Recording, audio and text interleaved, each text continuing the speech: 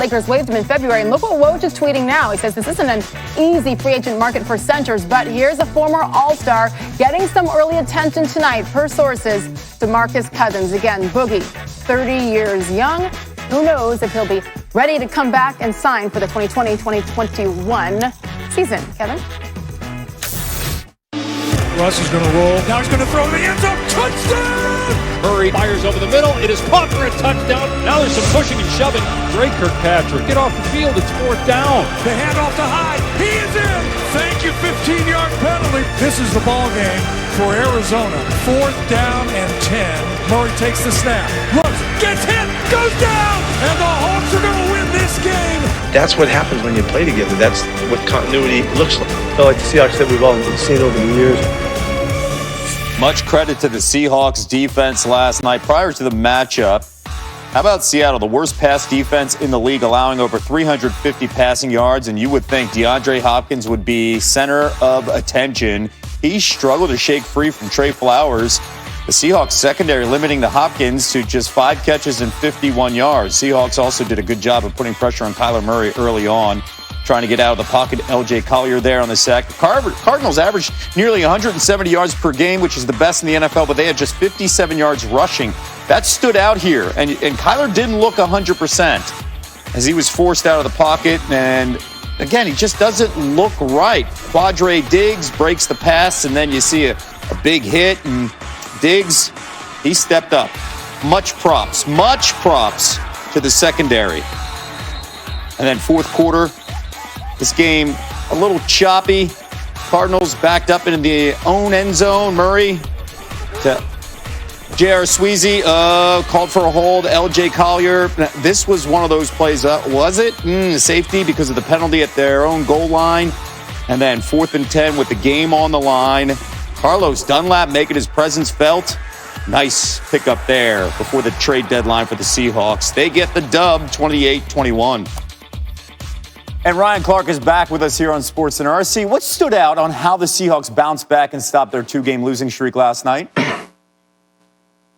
Well, one, Russell Wilson came out and he played like Super Bowl Russell Wilson, not the Russell Wilson that was trying to win the MVP on every play. It wasn't those YOLO plays or Russell Wilson trying to do too much. They ran the football and they played defense. And when we remember them being good, when we remember the Seahawks being at the top of the league, it was because they could do some of those things. And also it showed me that Kyler Murray and the Arizona Cardinals weren't quite there yet. They were still probably a year away from being an elite team. And even though they had beaten Seattle and they'd beaten the Buffalo Bills in games they were kind of outplayed in, they still aren't there to be at the top of contention at the NFC. And we watched the cream rise to the top last night. But going forward, I expect the Seattle Seahawks to be much better and the Arizona Cardinals to be fighting for a wild card spot. All right, with that win, FBI giving the Seahawks a 51% chance now to win their division. RC, always a pleasure here Friday nights on SportsCenter.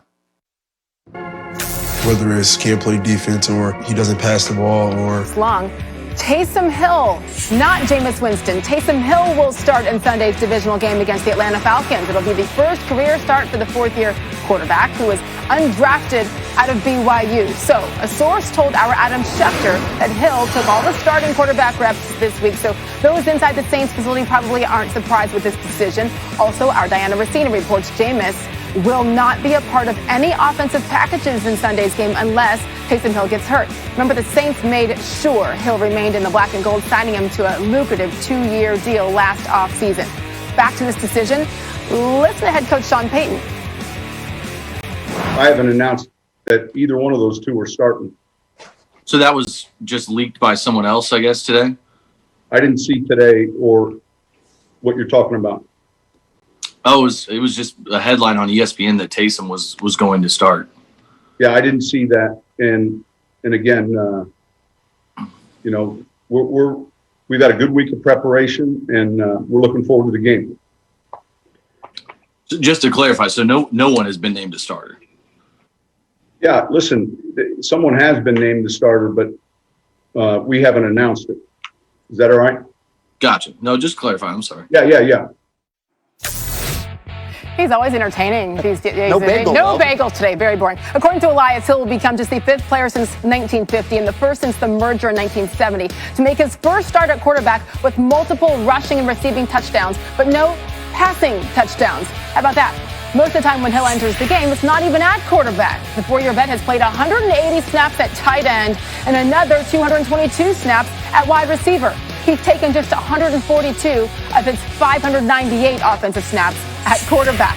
He'll also become the 3rd QB since 1990 to make his first NFL start at age 30 or older. He entered the league as a 27-year-old rookie out of BYU in 2017. The last 30-plus first-time starting quarterback was Brian St. Pierre for the Panthers way back in 2010. Speaking of BYU, Hill has not thrown a touchdown pass since his college days in Provo. Last one about 4 years ago. 4 years ago this week in a 28-10 win over Utah State. Let's say hello now to our NFL analyst, Ryan Clark. And Ryan, listen, Sean Payton being coy as usual, but pretty sure you're not going to give all the starting reps to Taysom Hill and then start Jameis Winston, right? I mean, what's your reaction to what we believe is going to happen on Sunday? It was honestly a complete shock, Sage. Like, I honestly couldn't believe it. I thought that Sean Payton had been pulling our leg for the last 4 years, telling us that he thought Taysom Hill was Steve Young, but maybe he does. Maybe Taysom Hill has shown something at practice in the past game that says he warrants being the starting quarterback, but I just haven't seen it. But you give a guy a 2-year deal worth over $20 million, and the money says that he should be that dude. But you look at 6 games last year without Drew Brees, and Teddy Bridgewater was the starter. Obviously, Drew Brees goes out in the game last week, and Jameis Winston comes in, and now all of a sudden, Taysom Hill is your starting quarterback. So this is interesting to say the least. And I'm actually excited and a little bit anxious to see how this goes this weekend against the Falcons. You're right, though. When you pay a backup that kind of money, that says a lot about how you feel about him. On the other side, Jameis Winston has gone from the starting quarterback for those years in Tampa Bay to now a 3rd stringer. If you're Jameis, Ryan, what's going through your head today? Listen, it has to be difficult. I mean, this was supposed to be Jameis Winston's opportunity, not only an opportunity to show the league that he could still play, but to kind of audition to be the New Orleans Saints quarterback of the future. And now all of that's just gone. And from the outside, it looks like Jameis Winston can't start over a guy who's 30 years old and has never thrown a regular season touchdown as a quarterback. And so to me, this is a bad deal for Jameis. This is probably the worst case scenario for a guy who went to New Orleans in order to resurrect his career. And now you become the 3rd quarterback on a team that really can make a run where you could have shown yourself very valuable. Yeah, and once again, Jameis Winston going from he's making $19 million less this year on a 1-year deal worth just $1 million. So we shall see how this plays out for him in the future. But obviously, the Saints seem to have made their decision quite clearly. Ryan Clark, thank you. Still ahead here on SportsCenter, the Thursday Night Football Fallout featuring the quarterback learning curve.